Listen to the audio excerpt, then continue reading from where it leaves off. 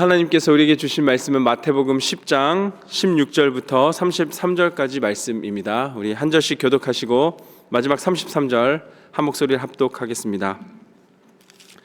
보라, 내가 너희를 보냄이 양을 이리 가운데로 보냄과 같도다. 그러므로 너희는 뱀같이 지혜롭고 비둘기같이 순결하라.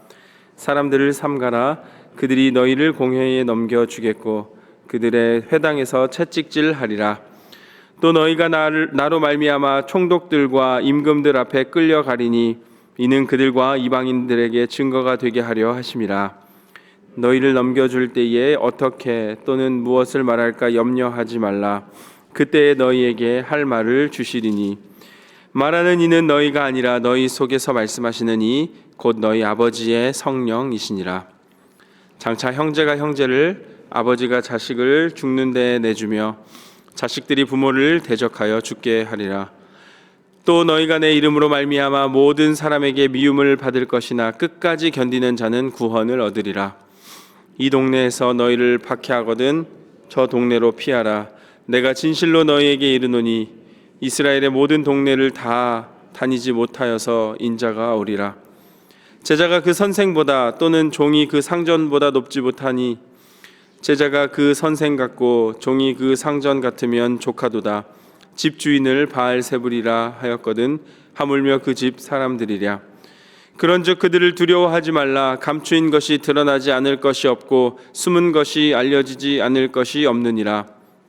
내가 너희에게 어두운 데서 이르는 것을 광명한 데서 말하며 너희가 귓속말로 듣는 것을 집 위에서 전파하라.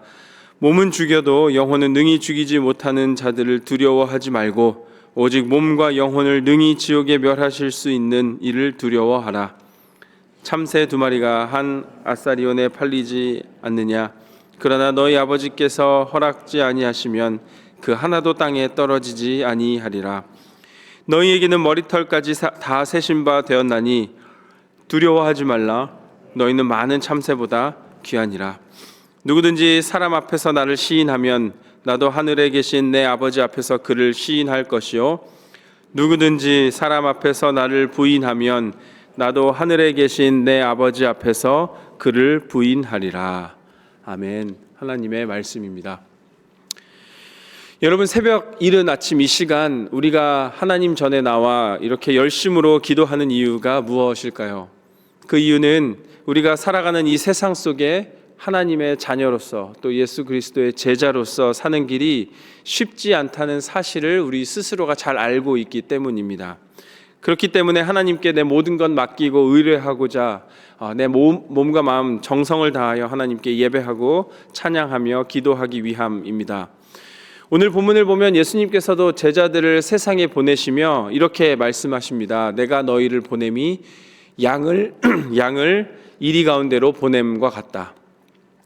예수님은 제자의 길이 편안하다, 안전하다 말씀하신 것이 아니라 오히려 위험하고 긴장이 가득한 자리라고 알고 그리로 보내십니다. 그러나 주님께서는 동시에 이렇게 덧붙이고 계십니다. 그러므로 너희는 뱀같이 지혜롭고 비둘기같이 순결하라. 16절 말씀 우리 한번 같이 읽어보도록 하겠습니다. 보라, 내가 너희를 보냄이 양을 이리 가운데로 보냄과 같도다. 그러므로 너희는 뱀같이 지혜롭고 비둘기같이 순결하라. 오늘 우리가 함께 읽은 마태복음 본문에서는 주님께서 이제 우리가 믿음의 길을 걷는 제자로서 살아가야 할 텐데 그 믿음의 길을 걷는 자로서 주의 제자로서 반드시 기억해야 할 태도와 길에 대해서 알려주고 계시는 본문입니다. 그 주님의 가르침이 무엇인지 오늘 새벽 함께 알아보고자 합니다. 첫 번째 우리가 알아야 할 것은 제자의 길은 현실적으로 쉽지 않은 길이라는 사실입니다. 오늘 예수님께서 우리에게 말씀하신 것, 양을 이리 가운데로 보냄과 같다. 양이 이리 가운데로 간다는 것은 사실상 가장 위험하고 가장 두려운 자리로 나아가야 함을 의미합니다. 그리고 말 그대로 죽음을 각오해야 하는 상황입니다.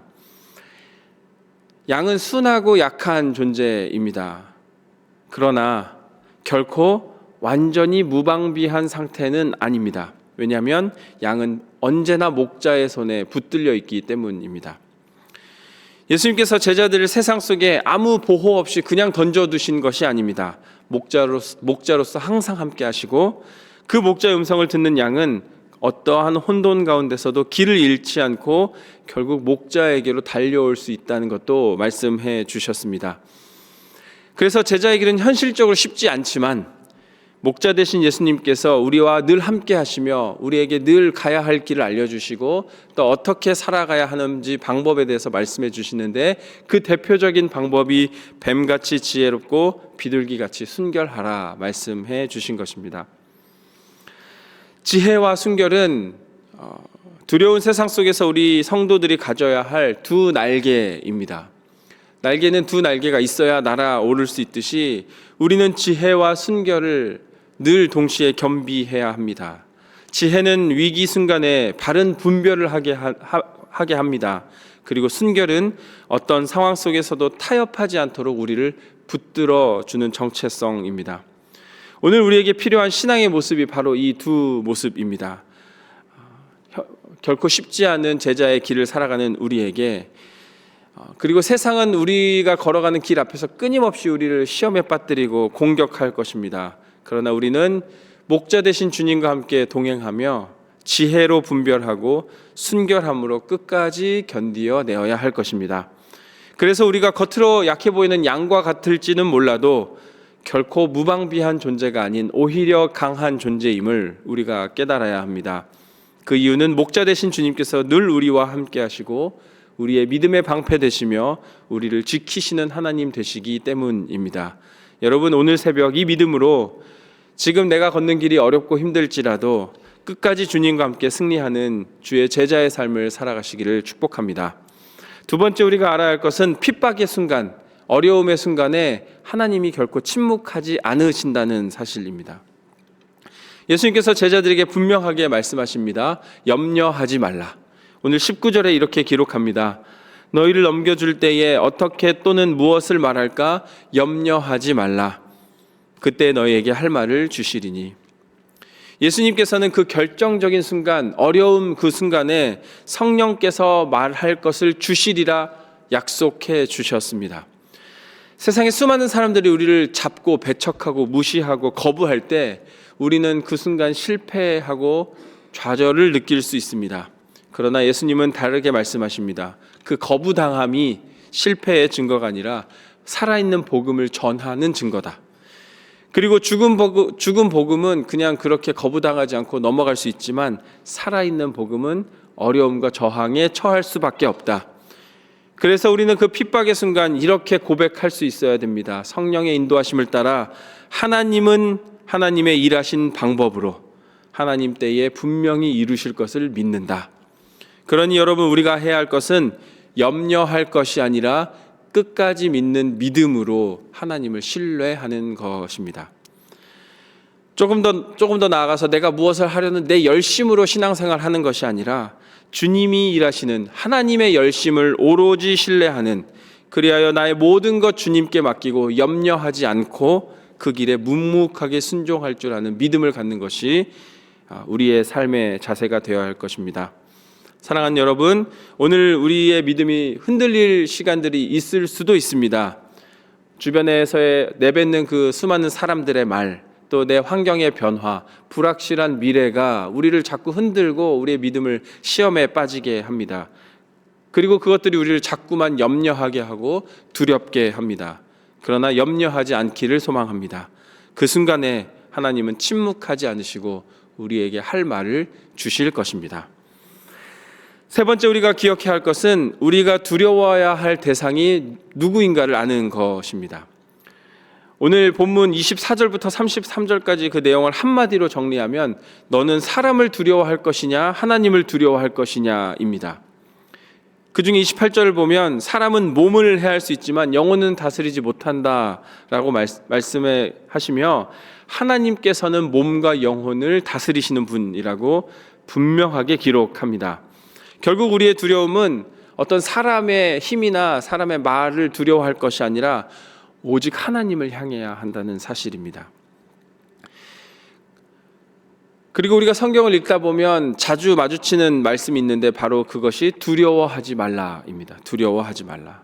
성경은 수많은 상황 가운데 두려워하지 말라라는 말씀을 끊임없이 반복합니다. 그 이유는 단 하나입니다. 나의 아버지 되시는 하나님께서 나와 늘 함께 하시기 때문입니다. 그래서 오늘 본문에서도 참새 2마리가 한 아사리온에 팔리지 않느냐라고 말씀하시며 그 가운데 하나도 하나님의 허락 없이는 떨어지지 않을 거라고 분명하게 말씀하고 계십니다. 머리털까지 세시는 하나님, 우리를 이처럼 세밀하게 아시는 분이 하나님이신데 우리가 도대체 무엇을 두려워할 필요가 있겠습니까? 그래서 여러분, 두려움의 기준이 바뀌면 삶의 기준도 바뀔 것입니다. 사람의 평판보다 하나님의 시선을 두려워하고 사람의 시선, 눈길보다 하나님께서 주시는 그 하나님의 시선을 더 의식할 때 우리는 참 자유를 누리게 될 것입니다. 평안은 환경에서 오는 것이 아니라 누구를 두려워하느냐에서 시작됩니다. 오늘 새벽 혹시 내 마음속에 어떤 사람에 대한 두려움이 있으십니까? 누군가의 말이나 평가, 또 어떤 이의 시선이 우리를 억누르고 있지는 않습니까? 이제 그 모든 것 내려놓고 하나님 앞에서 다시 고백하는 우리가 되면 좋겠습니다. 주님, 이제 우리는 사람을 두려워하지 않겠습니다. 오직 하나님만 경외하겠습니다. 이 믿음의 고백으로 오늘 하루 살아가시는 우리 모두가 되기를 축복합니다. 마지막으로 믿음은 고백으로 확증된다입니다. 여러분, 믿음은 결국 고백함으로 드러나게 되어 있습니다. 예수님께서 마지막으로 분명한 경고와 동시에 확실한 약속을 주시는데 그것은 이것입니다. 사람 앞에서 나를 시인하면 나도 그 사람을 하나님 앞에서 시인하리라. 믿음은 마음속으로 생겨나지만 마음속에 머무는 것이 아닙니다. 믿음은 입술로, 나의 행동으로 우리의 삶의 모든 선택의 순간에 드러나게 되어 있습니다. 입을 닫은 믿음은 쉽게 숨겨질 수 있습니다. 그러나 어느 상황에서든지 주님을 시인하는 그 입술과 마음은 세상의 빛이 되는 것입니다. 물론 그 주님을 나의 주라 시인하면 세상에서의 길이 편안하지 않을 수는 있습니다. 그러나 그 길이 생명의 길이고 그 길이 구원의 길임을 우리는 알아야 할 것입니다. 예수님께서는 우리를 대신해서 십자가를 통하여 하나님의 사랑을 확증하시는 우리의 구주 되십니다. 이제 그 사랑을 받은 우리가 이 세상 가운데 예수님을 나의 구주로 고백하는 믿음을 가져야 할 것입니다. 오늘도 우리는 예배를 통하여, 기도를 통하여, 삶을 통하여 예수 그리스도를 시인하며 살아가는 주의 제자들입니다. 기도로 고백하고 찬송으로 고백하고 말씀에 순종함으로 예수님이 나의 주님 되심을 드러내는 자들입니다. 예수님께서는 이러한 우리의 작은 고백을 결코 그냥 두시지 않으십니다. 외면하지도 않으십니다. 우리가 사람 앞에서 드린 고백을 예수님께서는 하나님 앞에서 영원히 책임지시는 분이십니다. 오늘 하루 그리고 우리의 삶 가운데 이러한 믿음과 고백의 말들이 우리의 삶에 가득하기를 주님의 이름으로 축복합니다. 말씀을 정리하겠습니다. 여러분, 우리가 삶을 살아가다 보면 두려움이 계속해서 찾아올 수밖에 없습니다. 그리고 그 두려움은 쉽게 사라지지 않습니다. 특히나 예수님의 제자로서의 길을 가다 보면 더욱더 큰 어려움, 세상의 유혹과 시험들이 우리를 찾아오고 우리를 가로막을 수밖에 없습니다. 그러나 이제 말씀을 통하여 힘을 얻은 우리는 그 두려움의 방향을 사람에서 하나님으로 옮길 때입니다. 하나님을 경외하는 마음으로 바뀔 때 오히려 우리는 참 자유를 경험하게 될 것입니다. 그리고 우리 마음 가운데 평안을 선물로 주시리라 믿습니다. 오늘도 주님은 31절에 우리에게 이렇게 말씀하고 계십니다. 우리 한 목소리를 한번 같이 읽어보겠습니다. 두려워하지 말라, 너희는 많은 참새보다 귀하니라. 여러분, 두려워하지 않기를 축복합니다. 이 말씀 붙들고 오늘 하루도 담대히 믿음의 길을 걸으시는 저와 여러분이 되기를 주님의 이름으로 간절히 축원합니다.